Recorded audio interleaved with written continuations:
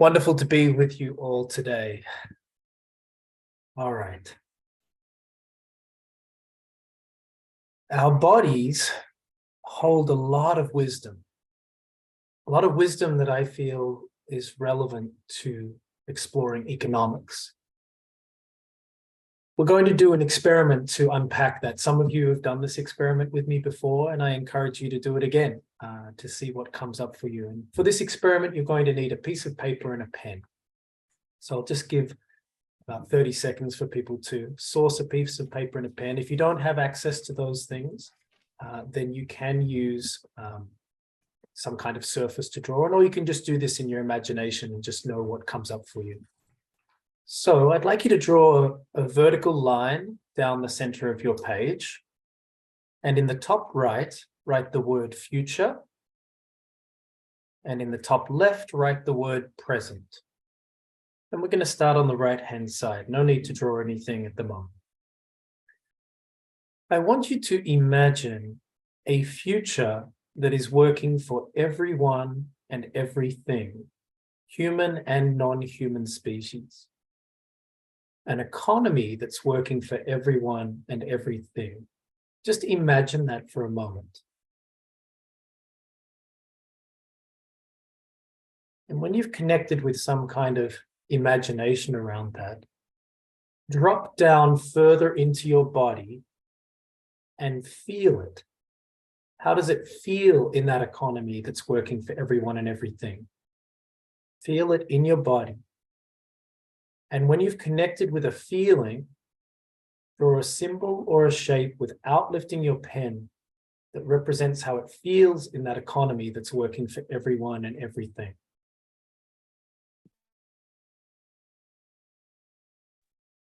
Or a symbol or a shape without lifting your pen that represents how it feels in that economy that's working for everyone and everything.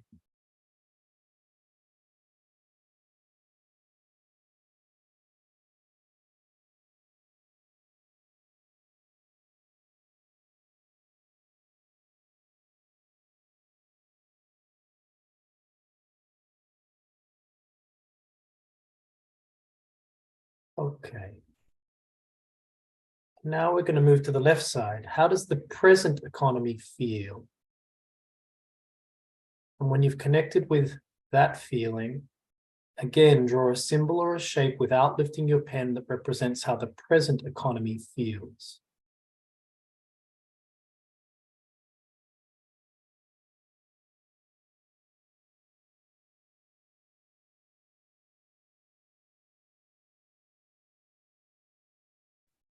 Symbol or shape without lifting your pen that represents how the present economy feels.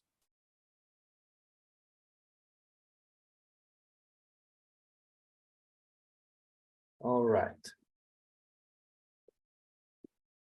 So I've been doing this experiment for maybe 10 years, all around the world, across just about every demographic you can imagine. I've probably done it with people in maybe 100 countries now, is my guess. Across the gender spectrum, ideological spectrum. I've done this with people living on the streets. I've done this with Fortune 500 executives. It doesn't matter who I do this with. People consistently typically draw one of 4 symbols for the future and one of 4 symbols for the present, or a close variation or combination of those symbols. So I'm going to show you what people typically draw, and then we'll see a little what came up from within this group. For the future, people typically draw a circle, an infinity or panarchy symbol, a spiral, or a heart.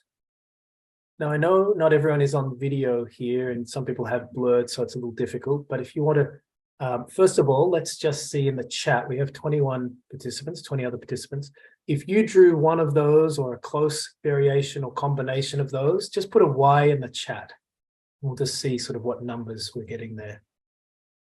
I see. Okay, so you can see a lot of people there. All right, and yeah, let's hold up a few of those to just sort of see what was showing up for people, if it's possible. Let's have a look there. I'm seeing a spiral. I'm seeing another spiral there. Looks like some circular things, something that's sort of a loopy. It's got a bit of the spiral mixed with the loop, a heart. Someone drew the heart. Someone drew the panarchy symbol. Someone did actually a circle, a spiral, and a panarchy symbol. Amazing, amazing. Thank you, everyone. All right. Now let's have a look at the present.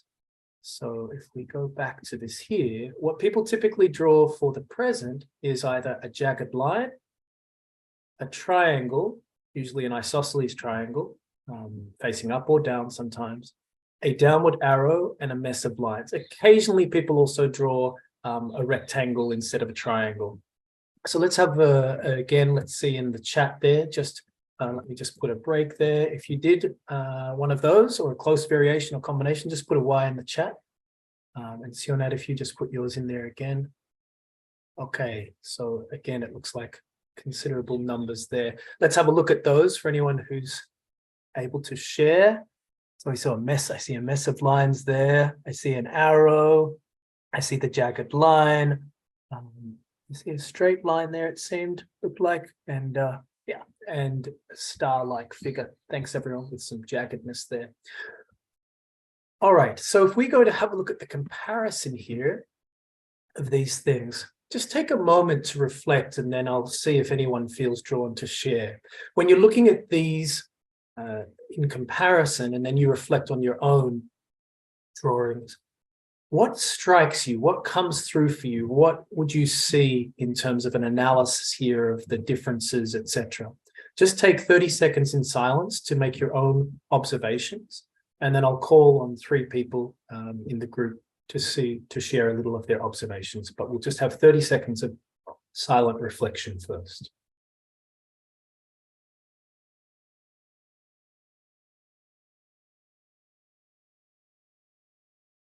All right, I'm going to see if we have maybe 3 people who would like to share their reflections, their observations.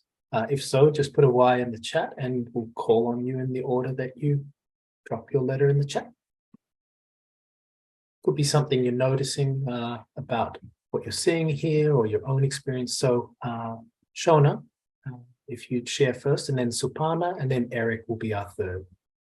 I was noticing that the sense of the jaggedness and harshness was really what was coming for me in that sharp one. And then mine had that, it had that infinity, but spiraling down. Like I had that sense of descent and sinking in. And I wrote down, it was like feeling like going into a warm bath and this kind of organic sense to it. So. Thanks so much for sharing that. Supana and then Eric. Hi, Donnie. Sorry, I have to be off camera at the moment, but I'm noticing definitely what Shannon said, the hard edges in one versus more of rounded softness in the other. And the other thing was kind of the ups and downs. It seemed like there was a lot of turbulence in one. The other one felt kind of more like homeostasis, kind of more in like a resting state a little bit, if that makes sense. Yeah, it does. Thank you so much for sharing that, Eric, and then we'll go to Adip's inquiry. So Eric. Yeah, also the first word that I came to was softness, but not softness in a sense of weakness, but more in a sense of inclusivity, maybe in that direction. Versus something that was draining and chaotic, or turbulence, as was also previously mentioned. Yeah. Oh, thanks, Eric, for sharing that experience. And Adib is asking in the chat, I'd be curious to see what other people who didn't fit these 4 symbols drew. So is there anyone who would like to share, who didn't draw one of these 4 symbols, who'd like to share something about their experience and what they drew? Just put a Y in the chat. So Supana was saying, I had a broken heart, jaggedness in the middle of the heart, right? So the jagged line showed up in a different kind of variation there. Laura, if I'm pronouncing that correctly, had a fractal leaf and a fist. So the fractal leaf was for the future and the fist was for the present. Is that right? Just wait and see. Yes, got it. Okay. And it would be interesting. Well, it would be interesting to me to see how the fist was drawn actually, because here's my observation after doing this experiment for 10 years.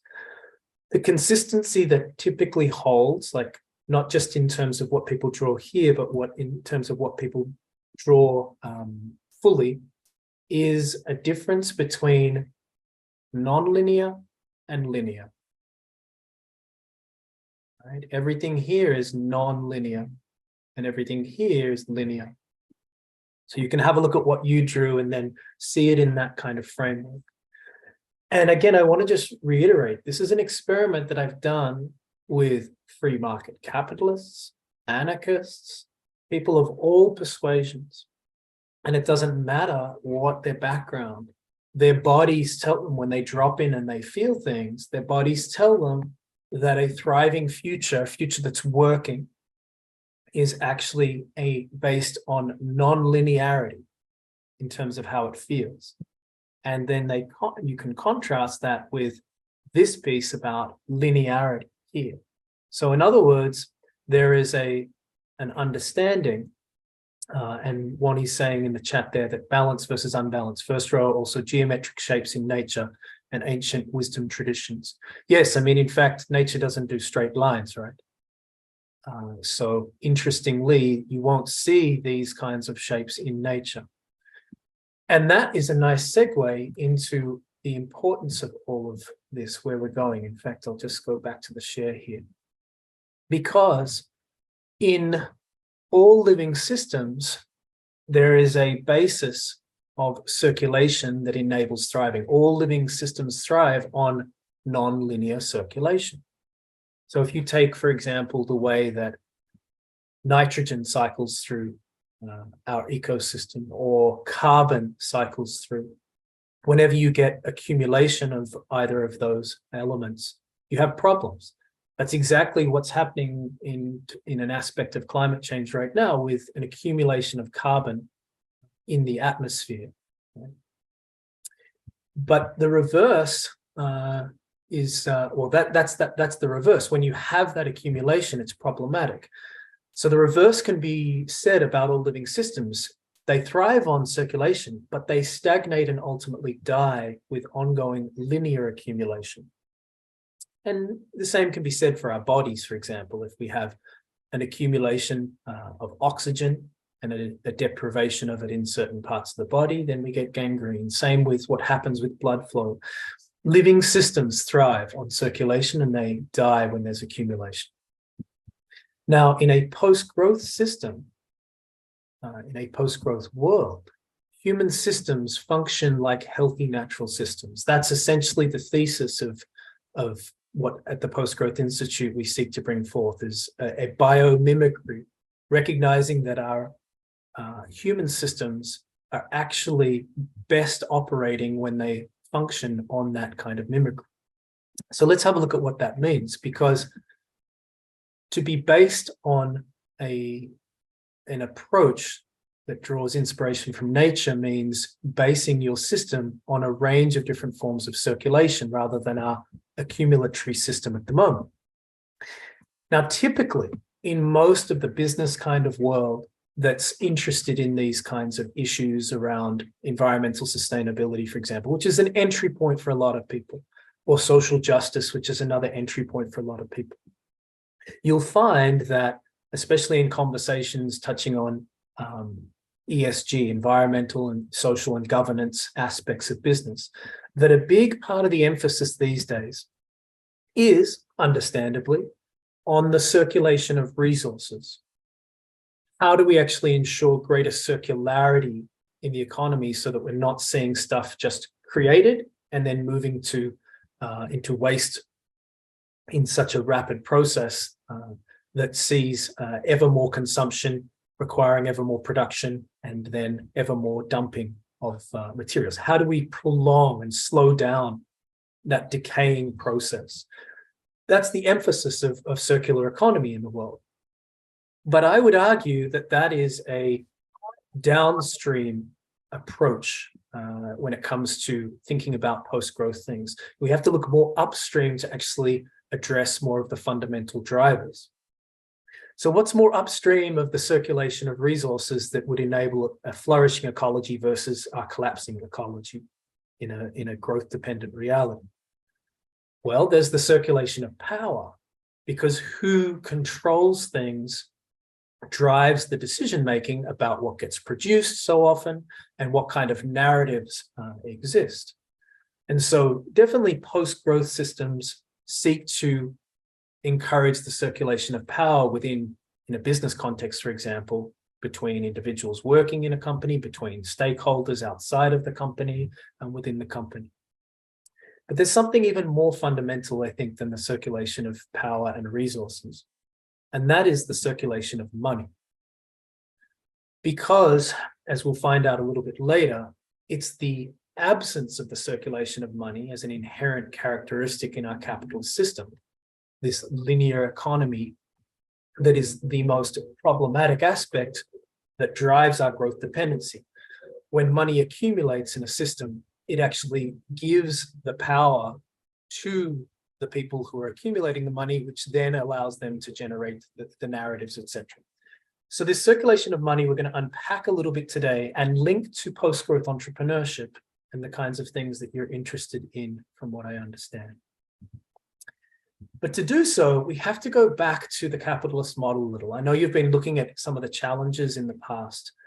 There's a few pieces I want to tease open here that I suspect maybe haven't been covered so much in some of the work that you've been exploring so far. And I want to open with this remark.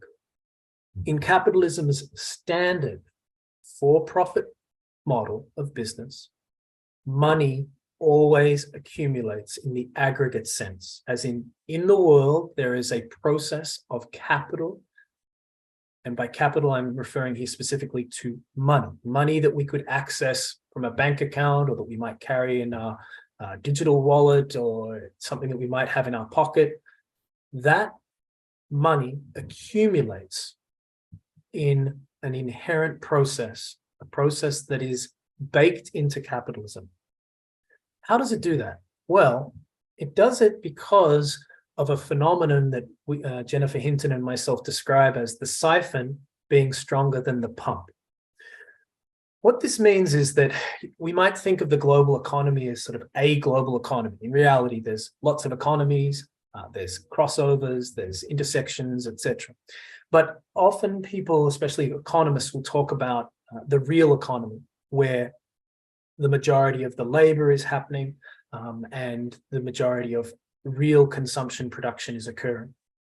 But there's also another economy. Often people talk about the financial economy, but we're going to refer to it here as the elite economy, because it is an economy that operates with a small number of people relative to the global population. It's not where the majority of the labor occurs, but it's where the majority of the power is held.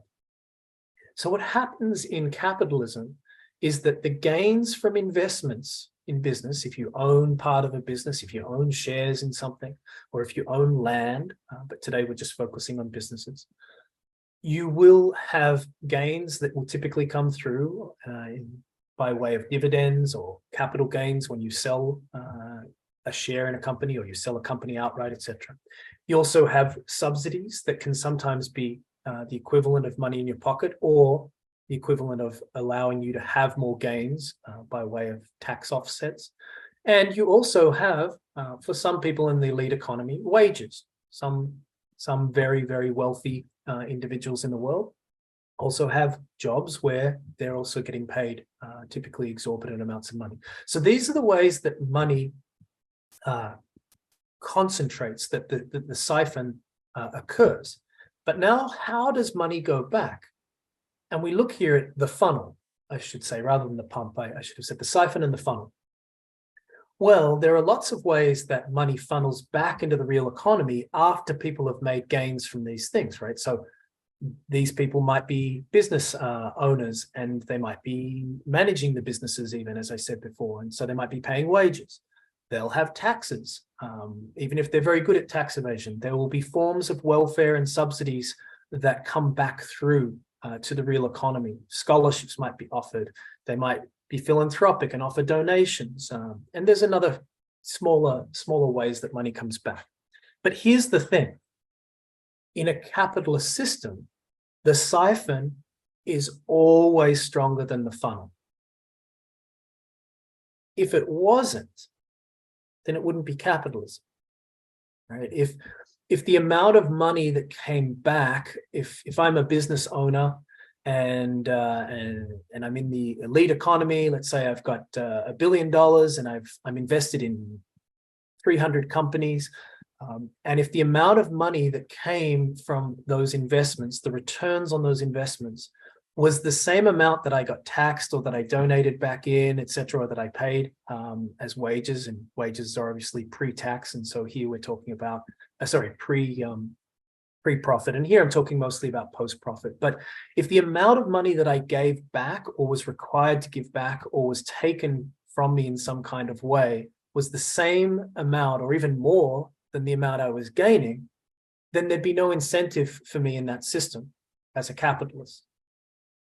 So capitalism is a system, a for-profit system, in which profit maximization is baked into it. No matter how benevolent certain people or altruistic certain people might be, the system is predicated on the notion that if you invest in a startup, if you invest in your own business, you are going to do that primarily to receive a return on that investment that's larger.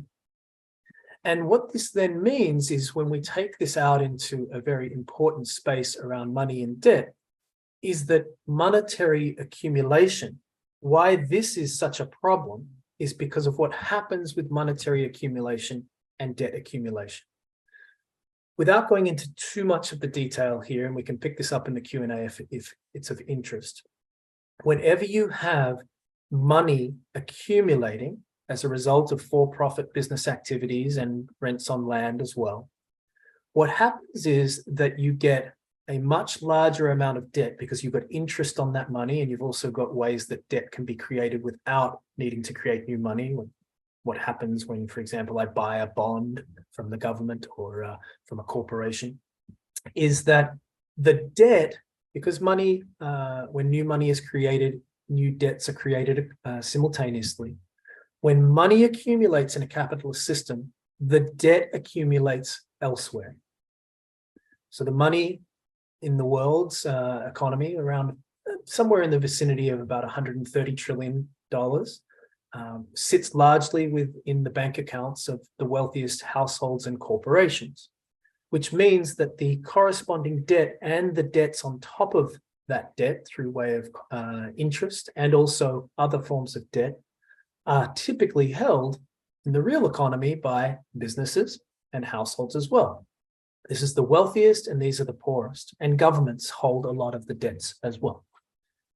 This is fundamentally problematic. In fact, this is what underpins our growth dependency, because when you are in the real economy, a citizen working for a company, for example, and there's not enough money coming back and you're indebted, what is it? There's not enough money coming back through your wage, for example, or welfare systems for you to pay off your debt. Maybe you've got a car loan, maybe you've got credit card debt, maybe you've got a mortgage on a home. What is it that you can do about that? Well, the reality is very little. What you typically have to do is go into more debt in order to survive, which is exactly why governments around the world, businesses around the world, households are going into more debt. It also explains why you have this bizarre headlines that emerged last year in Australia, where Australia was declared the wealthiest country per capita in the world. It surpassed Switzerland for the first time ever. And that was largely because inflation saw home prices rise, so that the average Australian per capita had a huge amount of wealth.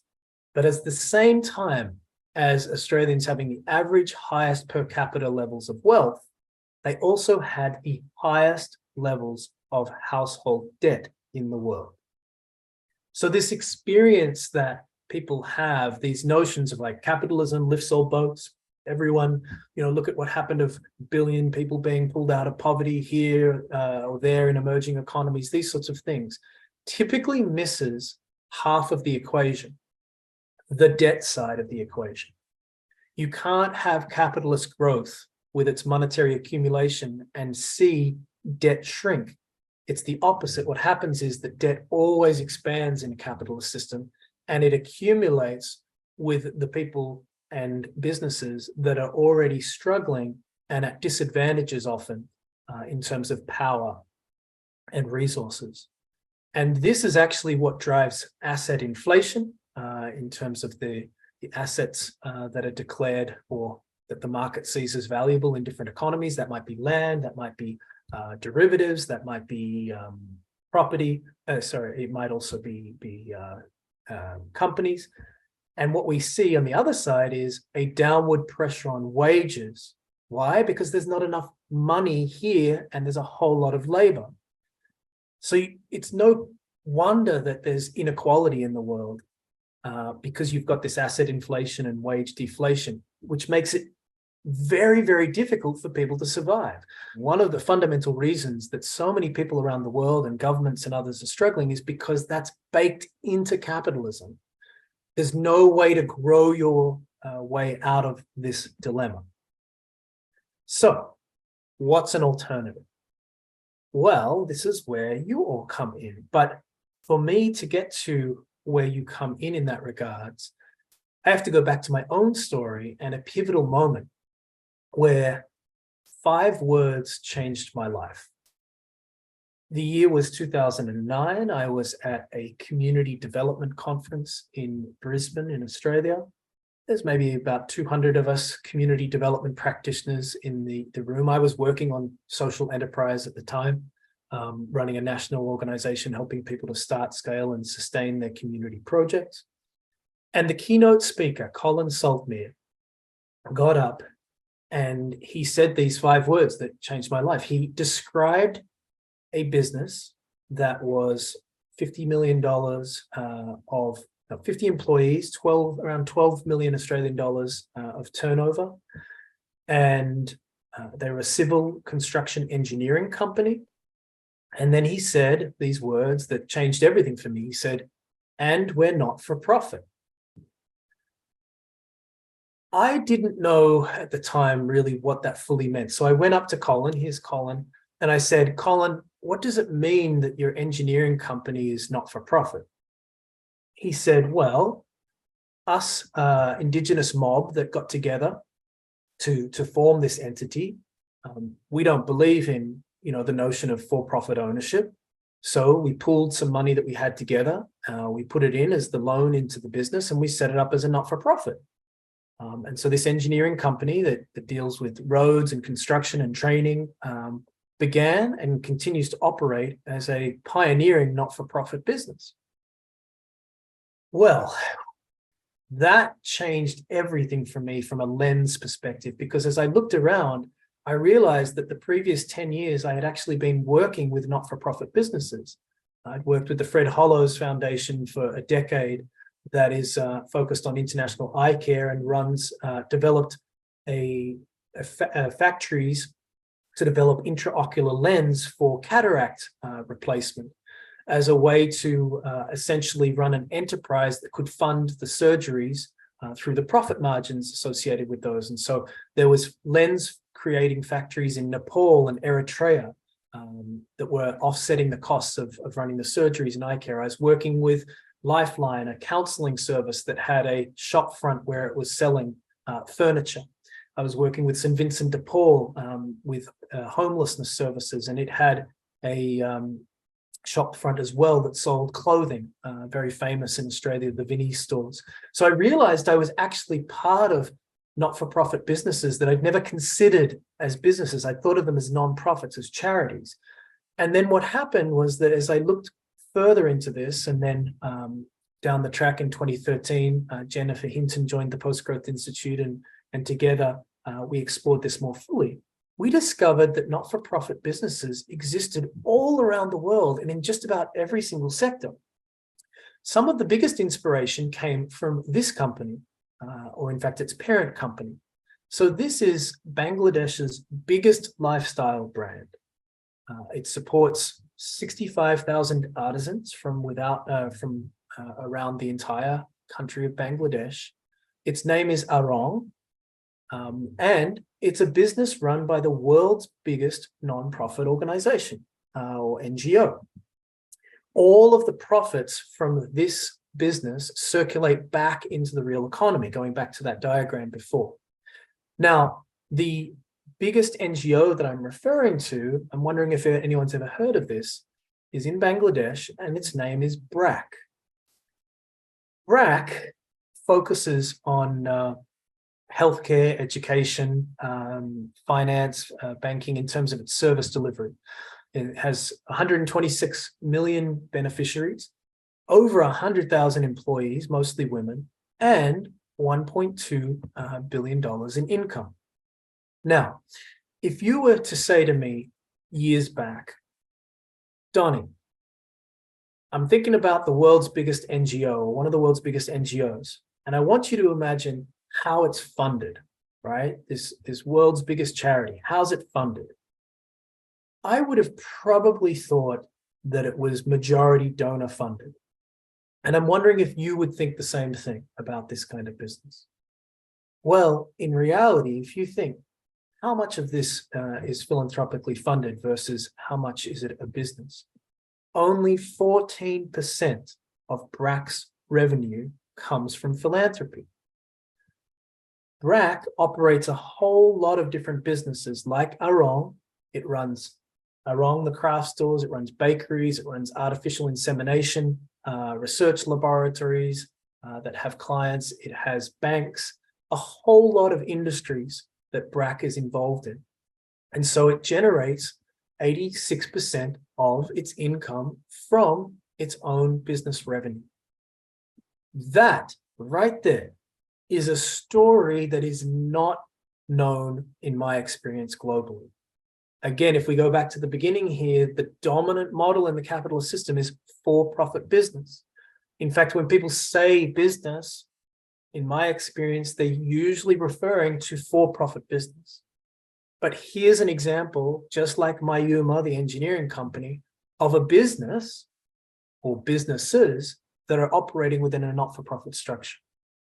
Now, here's where we can zoom out one step even further and realize you're not alone. If you're interested in this kind of model of business, which is the underpinnings, I would say, of post-growth entrepreneurship, our research has shown, and we'll be publishing this hopefully in the next year, that almost 20% of global GDP comes from not-for-profit forms of business.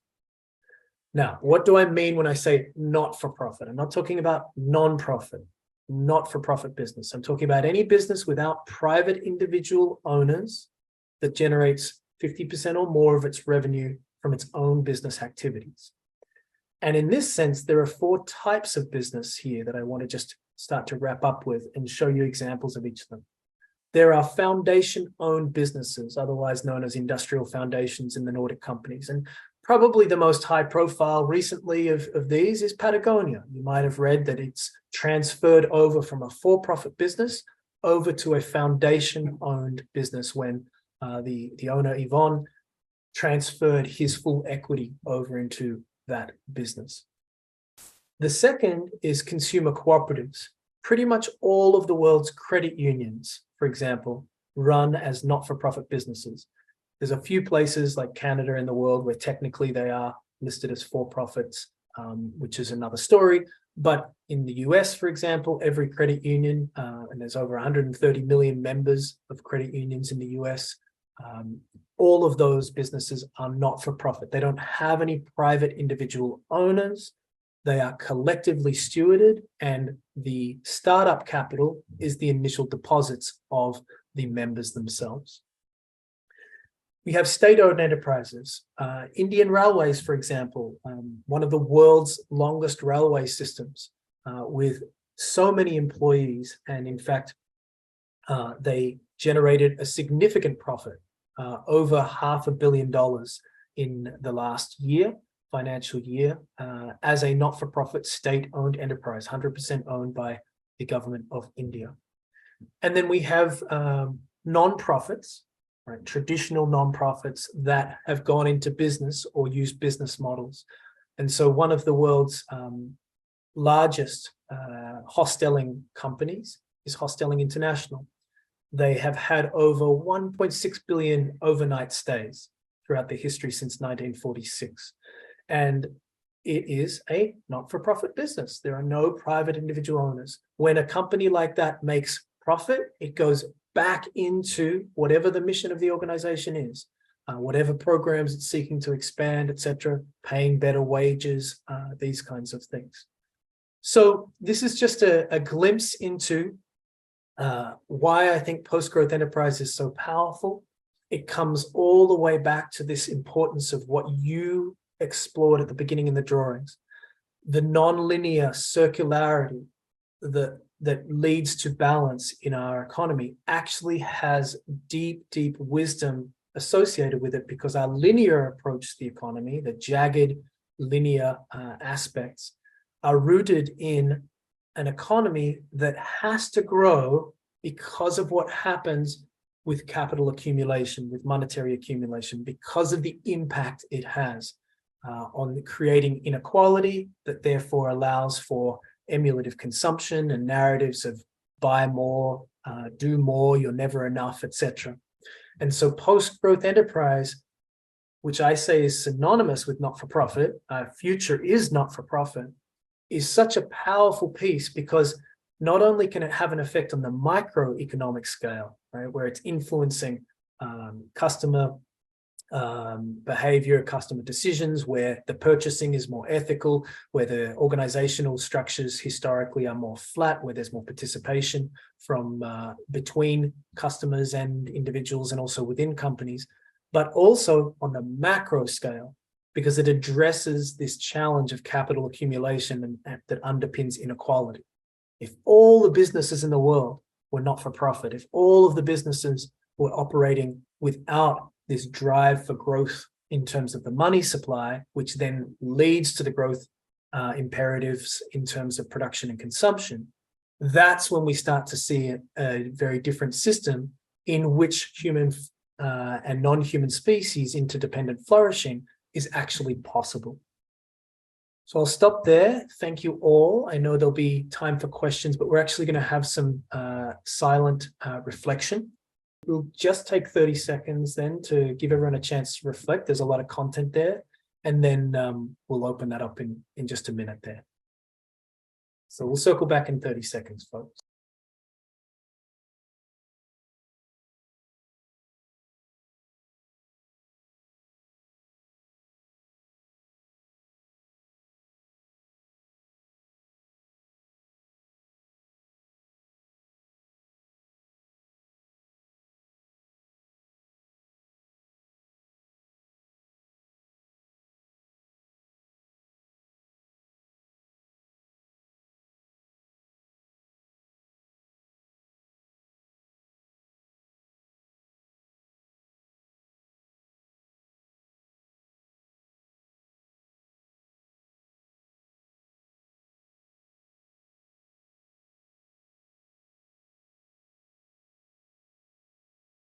Would anyone like more time to reflect? If so, just put a Y in the chat.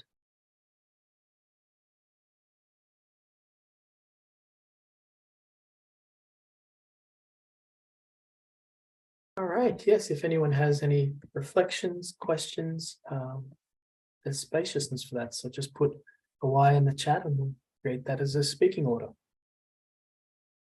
Okay, thank you very much, Donnie, for the presentation. My question is more about like the alternative that we discussed. I wonder if you think that if people become aware about these kind of alternatives, which exist right now, is that how we're going to create the next economy? Or is it like, do we need activism to change the rules and regulations around how capitalism works and like define the accumulation systemically from that sense? Or is it a combination of the two things? Yeah, it's a great question. I mean, today we've just touched on a much broader body of work that Jennifer Hinton and myself have done, and we'll be sort of answering a lot of the bigger questions in regards to some of these pieces. But to touch on a little bit of this, Nikki, this great question. Our approach is that two things. One, there is if I was to just say, oh, a not-for-profit world in the future, you know, that's the kind of thing we're working towards, it would be immediately apparent to me that that sort of pie in the sky kind of approach is not going to work just out of like wishful thinking. There could easily be, for example, like huge pushback. You know, we know the power of lobbies of the for-profit industry, etc. So the first piece is that what we've seen is that there's significant competitive advantage that is associated with models of business that are at the not-for-profit end of the spectrum. And that's interesting, like the capitalism's competitiveness actually lends itself to the end of capitalism, potentially. And people like Jeremy Rifkin have written about that in the Zero Marginal Cost Society work that he's done. And we definitely see something similar. Now, Marx said the same thing about communism and the way it would emerge. And so without sort of wanting to put all of the eggs into that basket, there are places where regulatory support is really interesting. I mean, I think of the example of Australia, for example, where a few years back, if you went to business.gov.au, which is the primary website for like starting a business in Australia, it only talked about for-profit business. Now, a bunch of people with the Cooperatives and Mutuals Business Council of Australia lobbied hard to actually get the Australian government to add into the definition there cooperatives as businesses. And in the not-for-profit model, consumer cooperatives, which are the majority of the world's forms of cooperatives, are a part of that cooperative model. So expanding out into those alternatives, not just in business schools, but through governments, and then in terms of the regulations that are associated with that, like in the UK, they've just had a very interesting piece of legislation passed around the what happens to prevent the demutualization of mutual businesses, which are consumer cooperative businesses. So I think there's important safeguards for not-for-profit forms of business, as well as ways to incentivize. I mean, if you think about even this post-growth entrepreneurship work that you're engaged in, we ran a not-for-profit incubator for many years, and we didn't find many other examples of people doing that around the world. That would be assisted by regulatory support, right? Things that incentivize people by way of grants, et cetera. The tax benefits aren't so important when you talk about not-for-profits, but these sorts of things are important. All of that said, someone in the chat here I saw, I think it was Alan, was saying, if I'm pronouncing that correctly, was saying, voting with your dollar. The most powerful way I think there is to move forward and advance these kind of things is to move your money with whom if you bank with anyone, move your investments, if you have any investments, over to not-for-profit investment houses and not-for-profit investments themselves, where you're lending money to not-for-profit businesses. Move your labor. Many of you are engaged in this concept of post-growth entrepreneurship, so you've already maybe thought of it in that way. But moving where you actually work and thinking about where you might volunteer, etc., and moving your advocacy, right? Pushing for these sorts of models, encouraging non-profit organizations that aren't in business to think about business models. At the Post-Growth Institute, we used to be a not-for-profit business. We've now scaled and received some grant funding. And so we're now back in the need to move back towards a not-for-profit business model. And in fact, Alex on our team, who's on this call, is part of developing out one of our business activities, the offers and needs market, which we believe can generate revenue to allow us to cross-subsidize other activities we have. So what I like about what's changing in the business world is that there's actually not too much focus on the regulatory side, because there's an advantage to this sort of being a little subterfuge, because the second that capitalists actually hear and realize, oh my gosh, you're telling me that there's actually forms of business that aren't for profit, which is a very hard thing I found for like hardcore capitalists to get their head around. That's when there's going to be more resistance, more kind of things like we saw in the US many times to get the tax exemption removed from the credit union structure. But there's tipping points in all of this.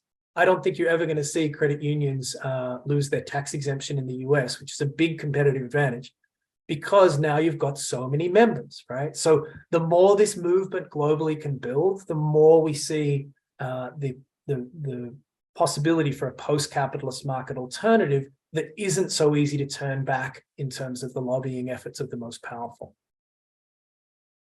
All right, I'll skip Alex's at his request. Frederick, then Suparna. Yes, thanks for the great presentation. So I can clearly see how not-for-profit businesses kind of reduce inequalities, better distribute the wealth around the world, and so creating that social foundation that we see in the donut theory. But I was wondering, have you come across non-for-profit companies that are unsustainable from kind of environmental perspective, like the outer planetary boundaries? Because what is preventing a not-for-profit business to sell diesel generators, for instance? Or do you consider that not-for-profit would automatically generate sustainable businesses from the environmental perspective? That's a great question, Fidri. We in our model and our work say that not-for-profit is necessary, but it's not sufficient. As I mentioned there, those three sort of circulatory aspects of money, power, and resources, there's lots of examples of not-for-profit businesses where power does not circulate and where resources don't circulate, in the sense of there being hugely wasteful aspects associated with those businesses. Take, for example, one of the world's largest not-for-profit businesses, IKEA, and some of the problems that, as Melanie and I have talked about before, there is in terms of some of their forestry practices in Eastern Europe. So here's where a really important piece that's hard for people, in my experience, to grasp, but it's so critical here, it comes into play. Not-for-profit businesses are operating in a for-profit system right now. So all of the influences, even on not-for-profit business behavior, if you all go ahead, let's say everyone here is a post-growth entrepreneur and seeking to build out or expand, scale, etc., their existing entities, and they're looking to do it under not-for-profit structures, you are going to be influenced, no matter how much you try, by corporate behaviors, by white supremacy, by all sorts of factors that play in. And what we are saying is that as these forms of business come into play and the profit motive is removed more and more from the economy, then you get the conditions under which other things can shift in terms of the way power circulates, the way that sustainability works. I mean, the reality is that these notions that for-profit businesses around the world can innovate us out of these dilemmas, as I imagine everyone here is on a similar page, is just ludicrous. Not just in terms of the speed that would be required for innovation to do that, but also because of who's running these things. You've typically got white male CEOs in a lot of these problematic companies who have centuries and centuries of ingrained approaches that are just so confounded with what's needed, like they're the opposite of what's needed. So this takes time to unravel and for people to relearn, retrain. Some things will roll over and change overnight, and other things take time. But as an ecosystem evolves, what we can then pick up on is the beauty of the WEIRD study, the WEIRD study, right? Some of you may have heard this, where I'll jump to the conclusion. When the key research associated with behavioral economics was replicated around the world from the studies that have been fundamental to so much of the market economic ideology associated with capitalism, when those studies were replicated outside the US, what was discovered was two things. One, the studies initially were hugely problematic with their samples. It was white, educated college students, right, done inside of the US system, and then extrapolated to everyone in the world makes decisions these ways about economic decisions. What they found was, two, that if you, depending on the cultural context of an environment, cultures, communities, etc., can tend towards more collectivist or more individualist aspects with regards to their economic activity. And what you nurture in an economy influences what happens. So to come back to this question, as the system changes and moves to a more nurturing basis, what we will see then is most likely the nurture angle come through, where on that spectrum of greed versus collectivist behaviors, people will naturally more value collectivist behaviors, be incentivized for it, have role modeling of etc. So these feedback loops that are currently very often in a negative feedback loop spiral move into something that's quite different. And we've seen examples of that. The best example of that, by the way, is the Peckham experiment. And if you're interested in exploring that, it's PECK HAM, the Peckham experiment in the UK, that shows exactly what happens to a system when it's set up for success. Suparna, then Gil. So my question is kind of more tactical around talent conversations. So how do you bring others along to work in an organization, especially when your own vocabulary around all this is just, you're just starting to gain that vocabulary? Because I feel like I'm as good as my ability to articulate some of these ideas, especially in a place that is, dominant, capitalistic. And so very quickly, I feel like people just write you off that, oh, this is not for me, right? There's like a tuning out that happens. And even if people, can like do that exercise of, feeling in the body, and this is what the current structure is doing, I think in the day-to-day, the talent is pretty removed from kind of this economic and kind of macro thinking. And so there is limited time for reflection. People don't naturally dig that deep. This is hard work. And so when you're trying to bring someone along, I'm just trying to figure out like, how do you build a bridge without alienating people, without like making them feel like, oh, you're on the wrong side of this equation, I love that question, Suparna. I'm going to say something a little strange here. In 13 years with the Post-Growth Institute, I don't remember a moment in the thousands and thousands of conversations that I've had with people from all around the world. I don't remember a moment where someone felt alienated in that experience. And I could be wrong. Maybe someone did feel that, but I didn't experience that. And I would put that down to one thing, which is the only thing I really have to suggest here. And that is drawing on the field of asset-based community development and appreciative inquiry. Our work starts every conversation, seeks to start every conversation, every presentation, every media engagement that we do, every article that's written with what's working. And so if we were in a conversation, let's say I was you and you were one of the people you're saying, like, you might be worried, you might be alienated. We don't start by, and this is what the drawing experiment shows, we don't have to prove anything to anyone. It's already in people's cells. In other words, everyone in the world is just walking around with different levels of cognitive dissonance when it comes to like what's needed here. So if I'm in a conversation with someone who's in your vocabulary, some really amazing talent, and they're working, let's say, for a big for-profit company, and you're trying to inspire them to shift, move their labor. We don't start with, hey, did you know about this? Or, hey, there's a better way here, or something like that. We begin with what's already working, something we might observe in themselves, or in something like, let's say that they're volunteering with another group. You say, oh, it's really interesting. I'm excited that you're working with XYZ because did you know they have this? And that first little framing of I'm excited by, or something that you might see in them that you want to reflect back that's positive, takes people into the creative neocortex, rather than the standard approach to post-growth, climate, etc. activism, which is to start with what's wrong, which takes people back into the flight, fight, freeze, and fawn space.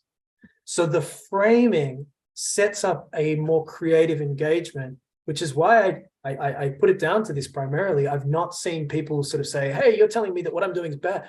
Instead, what we do is we create a space where they can feel safe in the conversation. We're not criticizing them, not attacking them. We're saying, this is really great. Oh, hey, you're banking with a credit union? Wow, did you know that they're actually not for profit? Wait, what do you mean they're not for profit? Oh, let me unpack that. When you're a member, et cetera, et cetera. So that piece opens up a very, very different relationality in the way that we talk to people, and perhaps that gives some things to help you there.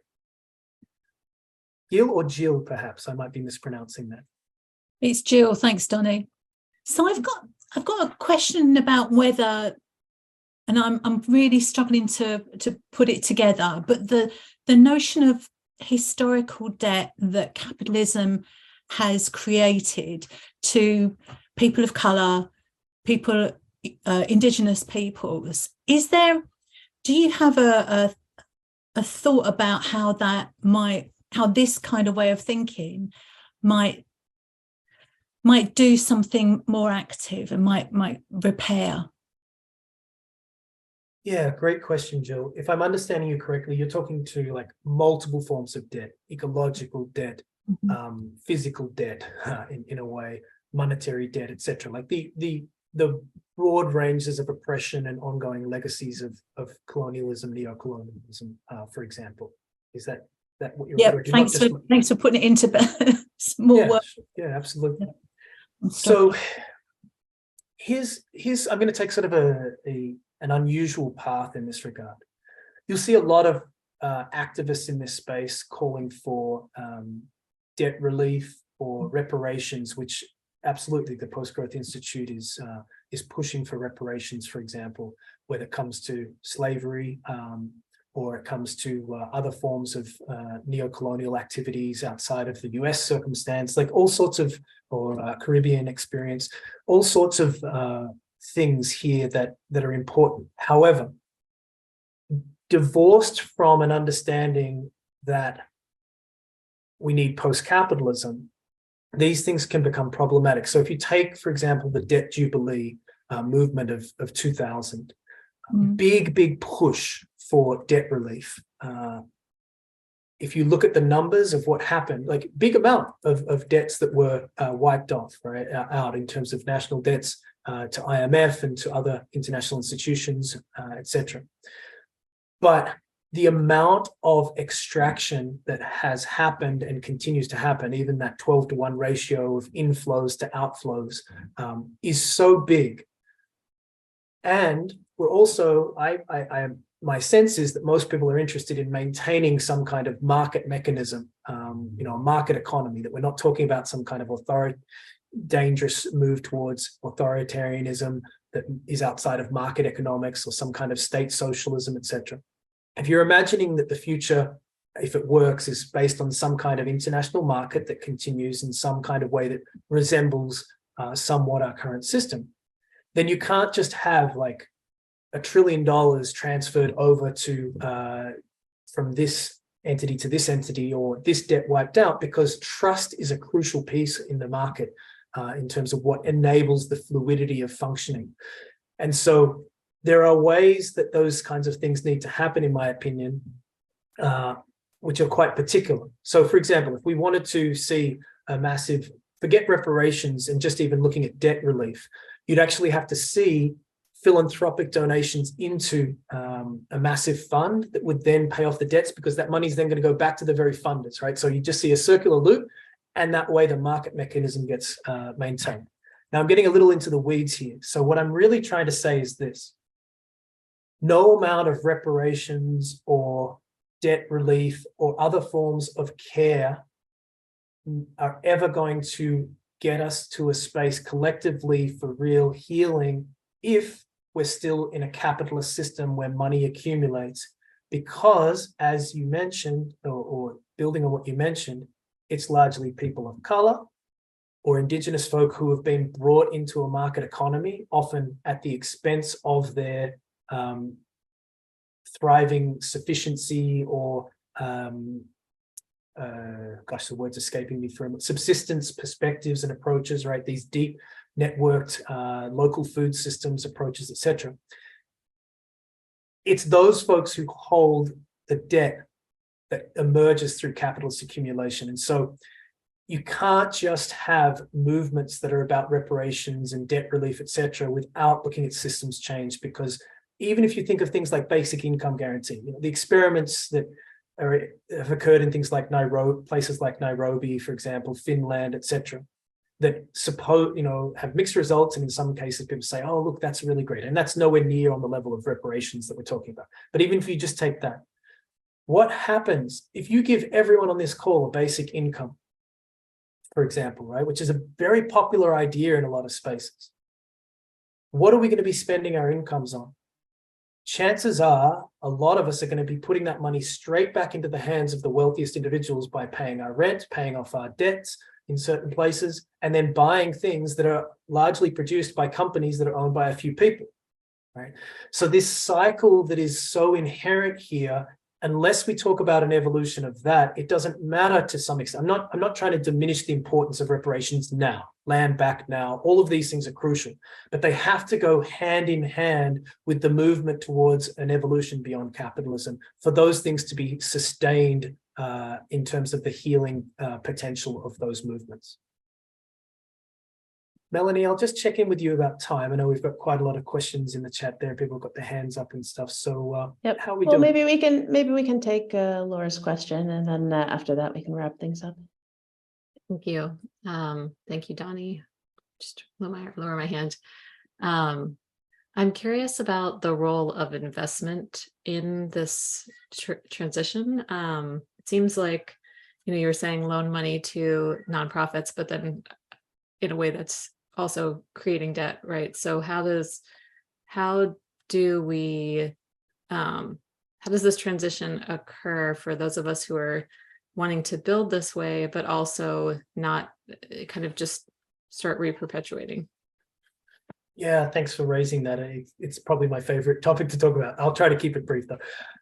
Just to be clear, when you loan money to an organization, it's different to what I described before. What I described before is when banks create new money and then a debt gets set up. If you're loaning money to an institution, it's money that already existed in the economy. So you're not driving the growth in the money supply. That said, if you're loaning money to a not-for-profit business, and a good example of this, a really good example, thanks for being here, David. A really good example of this is what happened with the Welsh water system. My understanding is it was privatized in the 90s. You had a US ownership of the Welsh water system. I mean, even just that, like as a concept, is pretty screwed up, right? Like the fact that someone's water system can be owned by a company in another country is just fundamentally problematic. So a group of people, probably feeling that sentiment, got together and said, let's set up a not-for-profit and buy back the Welsh water system. Like, what? So what they did was they floated a bond on the European bond markets, right, which is something that anyone here could probably have purchased that bond. And they raised about 3.5 billion euros. They were oversubscribed, and that allowed them to get all the funding they needed to buy back from the for-profit company the Welsh water system, right, and turned it back not for profit. So that's sort of a big scale example, but where anyone here could have invested in that. You can invest in non-profit bonds right now. In the US, they're called tax-exempt bonds. Sometimes they're for hospitals, sometimes they're for schools, sometimes they're for municipal entities. And a lot of the time they're businesses, they're running in business activities. Not every not-for-profit organization needs money of that kind of scale, but a lot of them do. My even thought, and I'm just putting this out there on the spot here, Melanie, without any consideration for the implications it might have for you in this group, but the notion that everyone here could pool money in some kind of system to actually run a startup fund for not-for-profit enterprise coming out of the post-growth entrepreneurship training is the kind of an avenue that kind of thing, if it was well managed and had some risk related assurances for people, is the kind of thing that people do all around the world. They do it mainly in indigenous and BIPOC communities through things like what's called ROSCAs, rotating savings and credits associations. So these notions of lending in, I think as a white person, I was probably conditioned to think that that's from a for-profit. I loan in so that I can maximize my return. There's tons of lending that happens all around the world that's not done for that purpose. And if I lend into a not-for-profit business, I don't need a return that's greater than inflation. In fact, I can even have a depreciating return and say that's part of my donation to that organization. Like there's lots of ways to think creatively. And then at the other end of the spectrum, for people who are like, I'm an investor, I'm still interested in the big return, or I need to save some money for, I'm trying to retire, whatever it is. You've got all sorts of creative financing options, all the way through to revenue-based finance, where a not-for-profit business can say, hey, look, if we reach this level of return, you get this level of return back on your investment. Not a risk then to the not-for-profit in terms of paying out huge amounts of money. Does it allow for some capital accumulation? Yes. But look, not all forms of accumulation are necessarily problematic if they're not permanent. And coming back to Jill's point, we need to see monetary flows back through to certain communities. And so There are ways where certain people investing and getting certain returns right now to scale not-for-profit business around the world. I'd say that's fantastic. That's part of the reparative tapestry that I can imagine here potentially. Thank you, Donnie.